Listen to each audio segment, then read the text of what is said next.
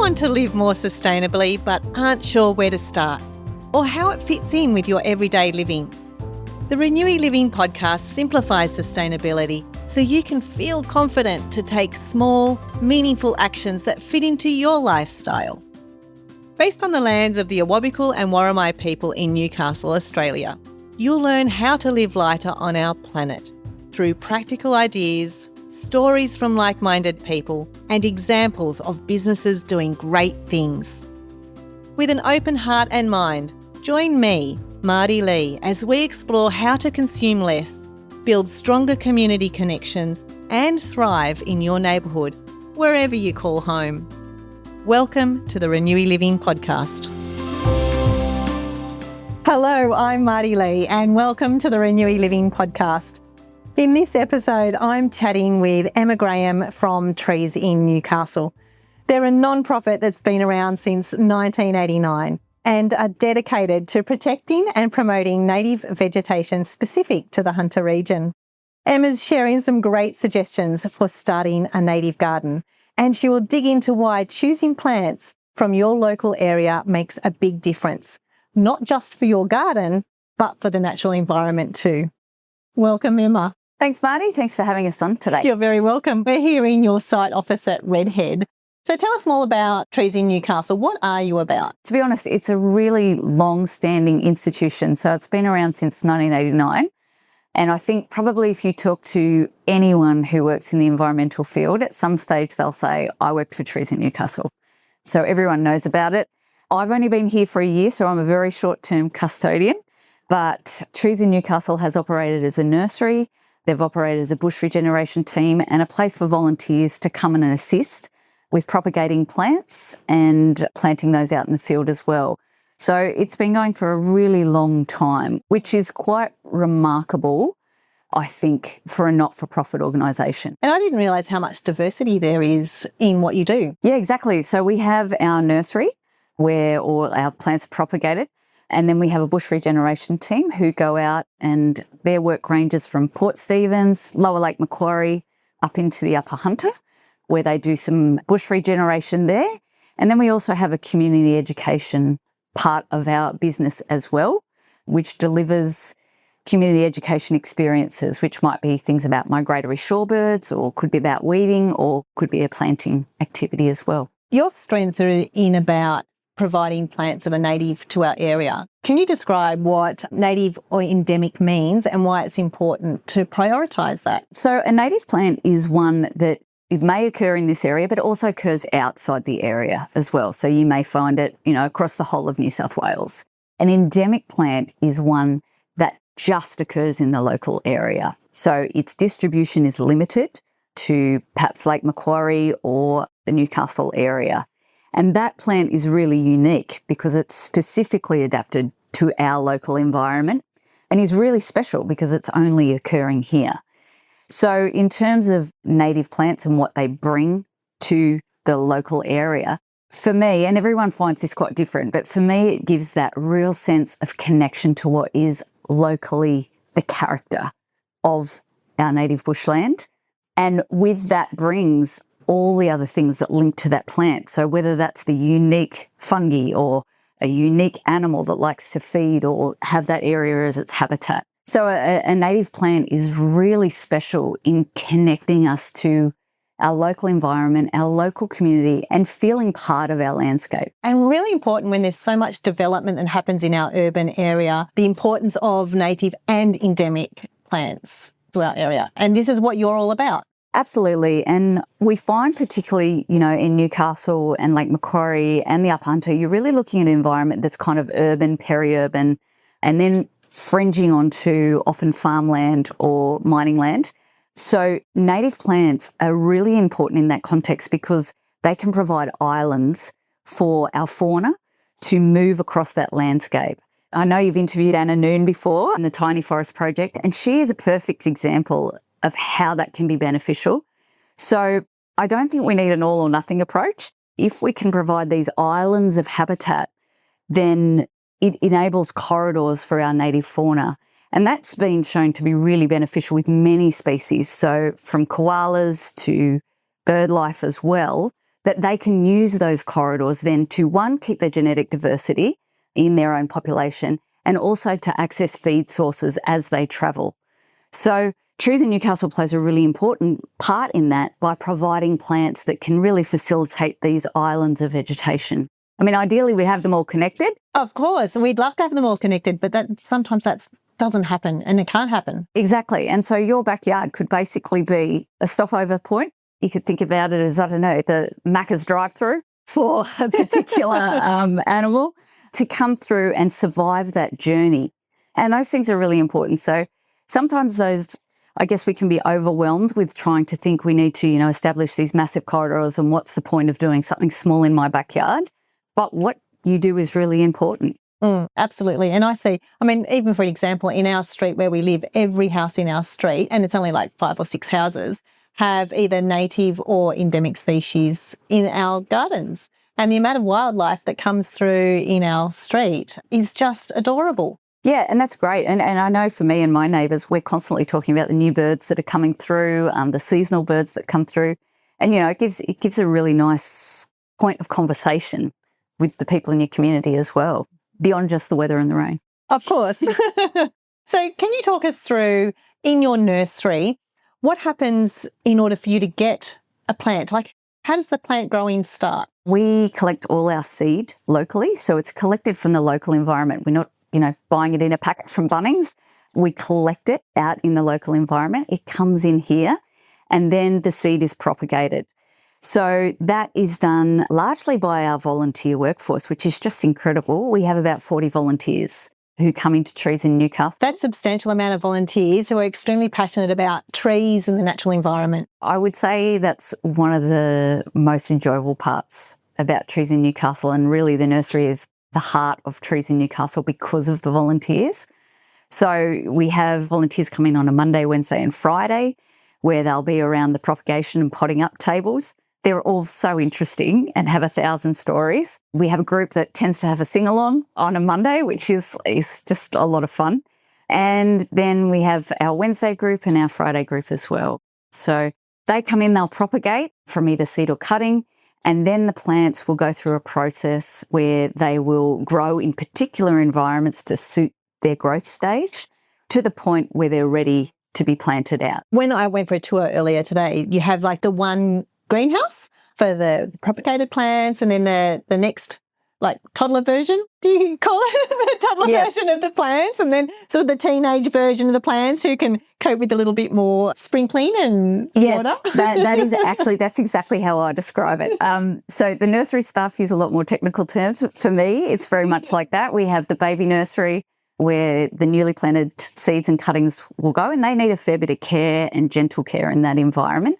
So things like making sure that the watering they're getting the drops aren't too large as to damage the plant. And then they move on progressively to the point where they can manage the natural conditions. So natural rainfall, they can handle being dry for a period of time. And that means for us that we have really high quality plants. So when they go out and they're planted, they've been through this long process of care to increase their resilience to the natural conditions.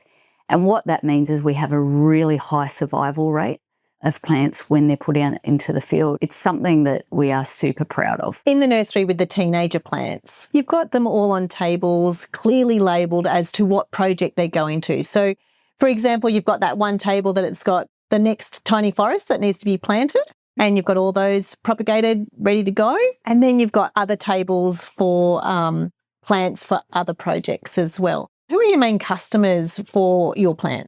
We have a really wide variety of customers, which also makes it interesting for us too. So we have a retail market and also a wholesale. So the retail, we're open on a Friday from 9 till 1 o'clock, and that is our retail plant. So that's where the local community can come in, buy a plant or several plants. Then we have the wholesale. The wholesale tends to be for people like local councils, local land services, so that's a state agency. We do supply plants for a lot of the mine rehabilitation in the local area, and also projects like tiny forests, projects like the Bushfire Protection Eucalypt program as well. So it's quite a varied nursery, And we actually like that about it. There are nurseries out there who can do mass production of particular species, and that is needed. But I think Trees in Newcastle, what we try and achieve is having, one, those endemic species, but two, keeping that variety. So we're not kind of a mass production nursery by any means. We really, I guess when I first started, I kind of described Trees in Newcastle as we're kind of like the equivalent to the Hunter Valley red wine. We're really unique. We're unique to the region. The plants and their care has been developed over quite a time to get that recipe right, and it's really high quality. So that's the way I would compare it. So we're not the mass production. Yeah, I love that comparison. Yeah, you're really niched. And I think that is so important. In relation to sustainability, we can't be a mass market thing. It's nice to have the specialisation that you actually provide. I guess it really demonstrates to where Trees in Newcastle, because of that specialisation, has been able to partner with organisations into really scientific, interesting environmental projects. So one of those ones that we've been involved in recently involves the river red gums. And whilst I don't have the technical skills to describe it all, what it has been is been working with specialists in botanical areas, looking at the genetic lines of particular eucalypts and the river red gum, and ensuring that those lines can then manage the changing environment that we'll see with climate change and keep those plants going, and placing them in areas where they will have future ability to manage the climate. So it's all a lot more technical and scientific than I thought. And really, and I guess that's why we have such really interesting and passionate staff and volunteers, because they're getting to work on these super interesting projects. Yeah, and one of your passionate staff members is Andrew, who really, I've heard him speak, and he's very passionate about the Red River project and a few of the other projects you've got as well. Sure, yeah, yep. Honestly, I don't think you'd meet anyone more passionate than Andrew about those projects. I wish I could match his enthusiasm and energy. It's, really incredible. And it makes just being here such a nice experience. For anyone who comes into Trees in Newcastle, they come in and they get that enthusiasm, and the staff are really, really interested in understanding what they want to achieve in terms of the planting out their local property or their local environment. I'm now going to have a chat to Andrew, who's extremely passionate about a couple of the projects he's working on as part of the Trees in Newcastle projects. One of them is the River Red Gum project.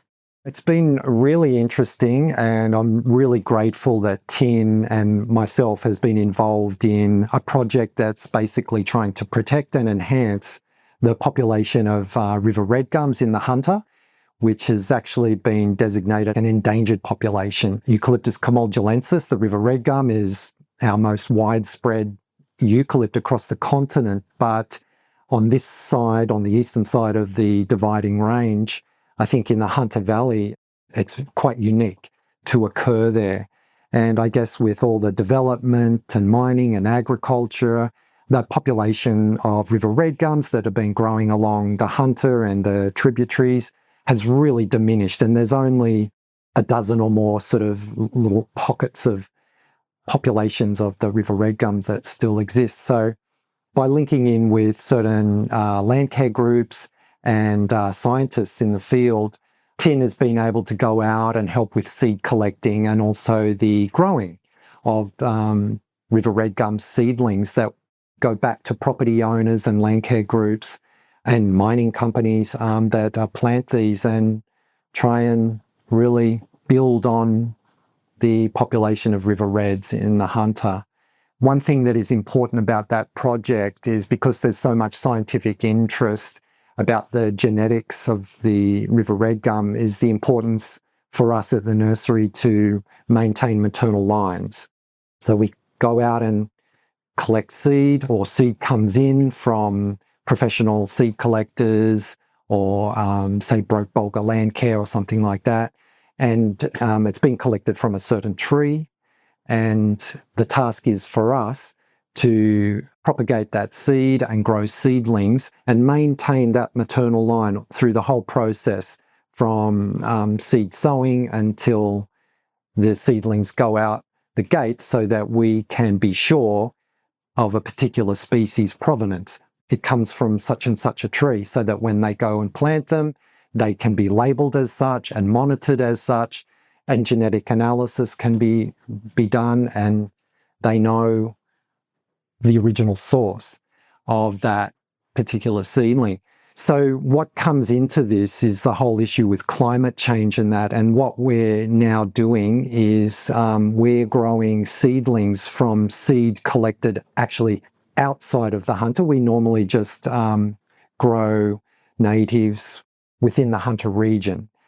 But here's a situation where science has predicted that the climate is going to be quite different in, say, 50 years' time, and that it would actually be better to introduce genetics into the river red gum population from outside of the hunter in a climate that is predicted that the hunter will kind of experience in, say, 50 years' time or whatever. So now we grow river red gums that have been, the seed has been collected from places like Gunnedah and Narrabri in the Namoi Valley.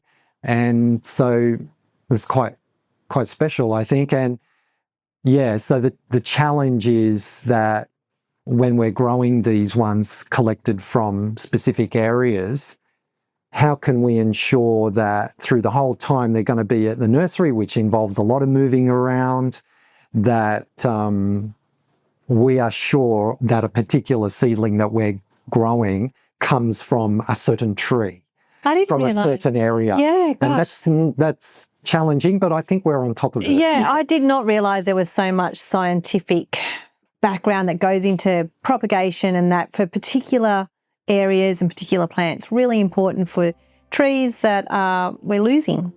Exactly, yeah.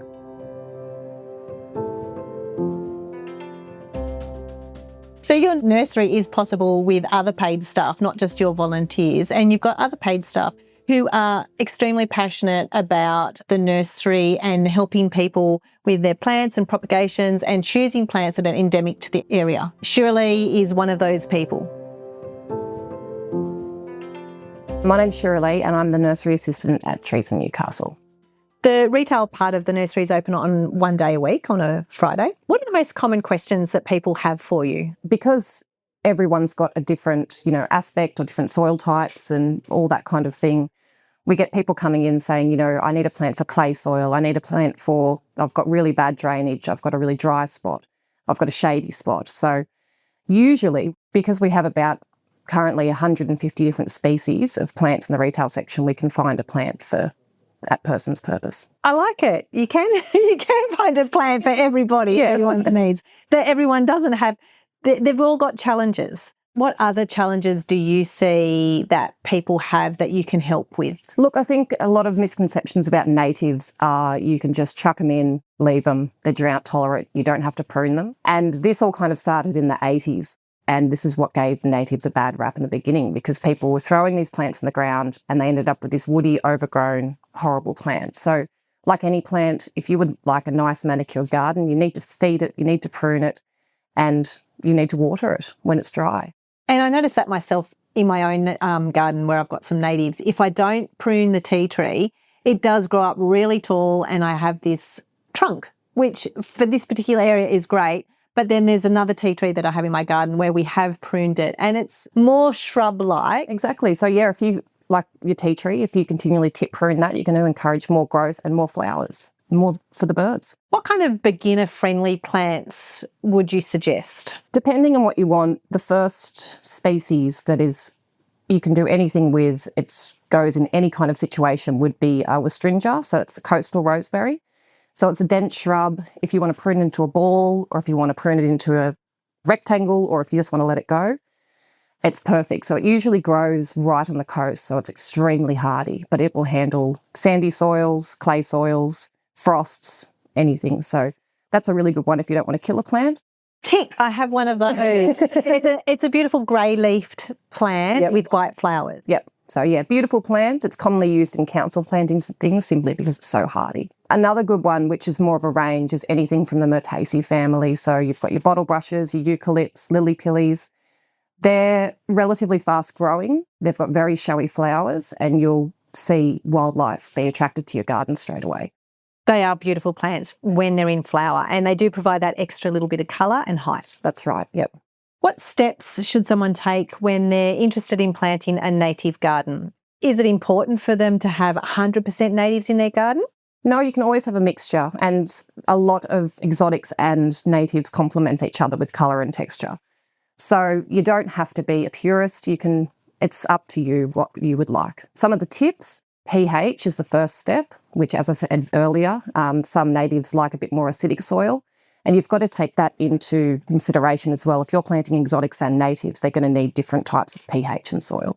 Another one would be aspect. So some plants like shade, some plants like full sun. You'd want to look at the drainage or your type of soil. So you can have clay soil, sandy soil, a loam, and there's a different plant to suit every different type of soil.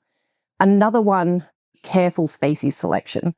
So heights, you don't want this giant 7 metre or 30 metre eucalypt if you've only got a little apartment kind of garden. Very true. But you can always keep a tall tree or something like that in a pot easily with just regular repotting and root pruning. And that's another good thing about natives. They grow fine in pots. So if you don't have the space for a garden, there's many that you'll be able to grow in pots on your balcony. What kind of stories have you got to share that show the impact that Trees in Newcastle has in our local community? We have all kinds of different people that come into this nursery, and this is from landscape designers like Street Appeal. So Lake Macquarie, local business that plan and plant gardens or native gardens for clients, down to I've got this particular customer that comes in all the time, 14-year-old boy who, off his own back, went up the back of his house, cleared all the lantana out, and now comes in nearly every week to buy plants to rehabilitate the backyard. Great. He's educating himself by coming here to see you. Exactly, yeah. And his parents are full support if they come in. We always have a good chat, and he's just so enthusiastic. So it's so nice to see that kind of generation getting involved. Yeah, that's a wonderful way to regenerate our natural environment. And it's getting outside is good for everyone. Yeah, that's right. And it's so good to see school groups and everything getting more involved in, understanding our environment and how important it is.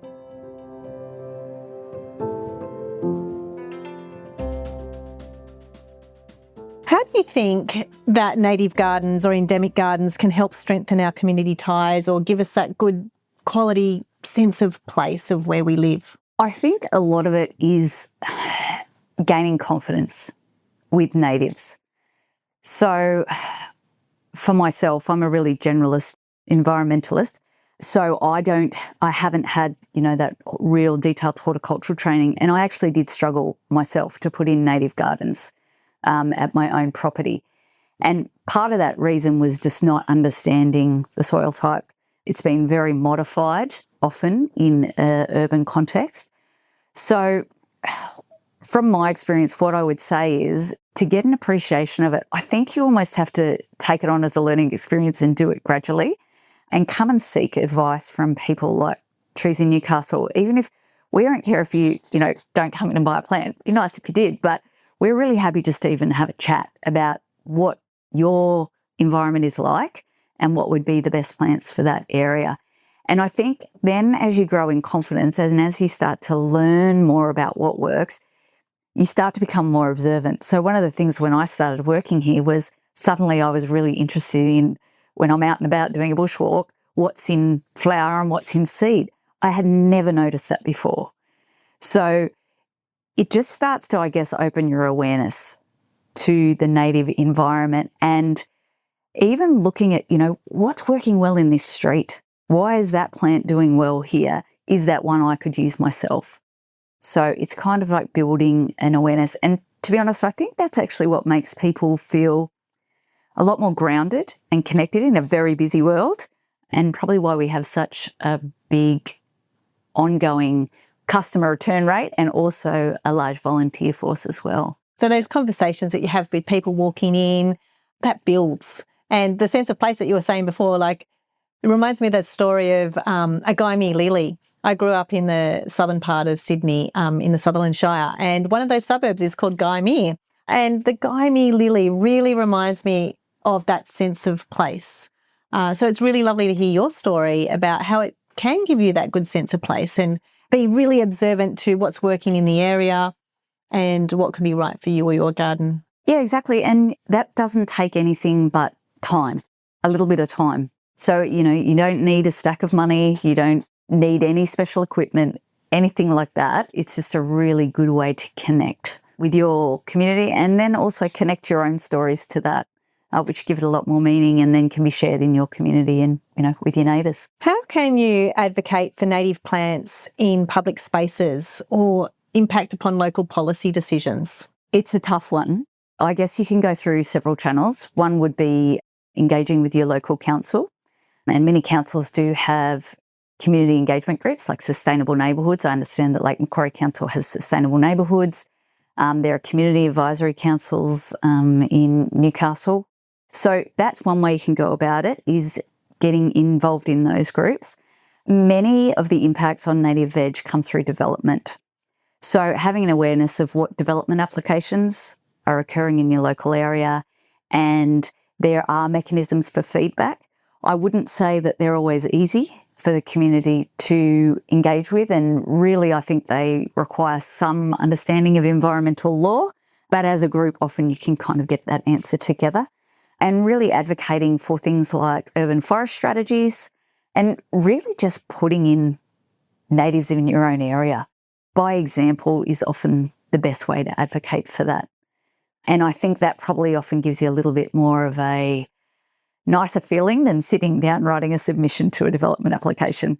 So yeah, if you can do your bit in your little spot, that would really help. It's got a much better positive footprint, doesn't it? And feels better for yourself as well when you can plant your own plants. Because honestly, I feel really gutted every time I hear a chainsaw and know that another tree is coming down, a tree that's been growing there for like 60 years. And then in a blink of an eye, it's gone.